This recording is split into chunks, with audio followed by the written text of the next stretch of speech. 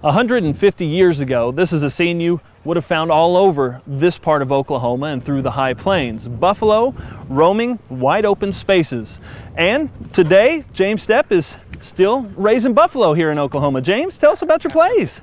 Well, we have a buffalo ranch here. We call it Sandy Springs Farms out here in Hinton, Oklahoma. And all we do is raise buffalo and sell buffalo meat into the Oklahoma market. Why did you decide that this was a business you wanted to be in? Well, I grew up on a farm and always loved the animals, and just decided about 11 years ago that I was tired of traveling in business, and we wanted something that was we could be here and live with the land and be with the animals and just have a good life and provide good food to people here in Oklahoma. But buffalo's a pretty unique choice in today's day and age. Well, you know, to make it in new agriculture, it takes something unique these days.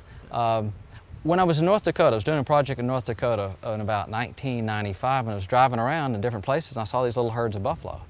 And I asked people, so what are these buffalo herds for? Because down here, they're only at the wildlife refuge. But they said, we're raising them for meat. I said, really? I had no idea. And I said, you know, if I was ever going to raise anything, that's what I'd want to raise. Yeah. And besides the fact they're beautiful. So when we got back to Oklahoma and decided, you know, looking at what we were going to do, I bought 5 cows and 1 bull, and sort of went from there. We decided, well, we have to get serious about it, and so we moved out here and bought this ranch. And tell us about what's creating your income with these buffalo. What are you doing with the meat? Well, we, after the animal is ready, it gets up to about 1,000 pounds for processing. We take it into one of the local processors here in Oklahoma. They cut it up into all the cuts that we tell them to cut it into, make burger and so on, and then they vacuum pack it. We put our label on it, and then we pick it up and we ship it out. We actually deliver it to our customers here in Oklahoma, and that can be restaurants, it can be, we sell at the farmer's market, we sell at a variety of health food stores here in Oklahoma City, Tulsa, Lawton, Enid, and all places in between.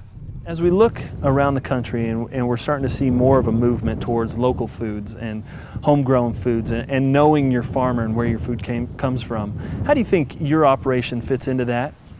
Well, I think it's the new model, actually. It's a perfect description of that, because, you know, we sell, the farthest customer we have is about 125 miles away. And so everybody we sell to, we know, and they know us.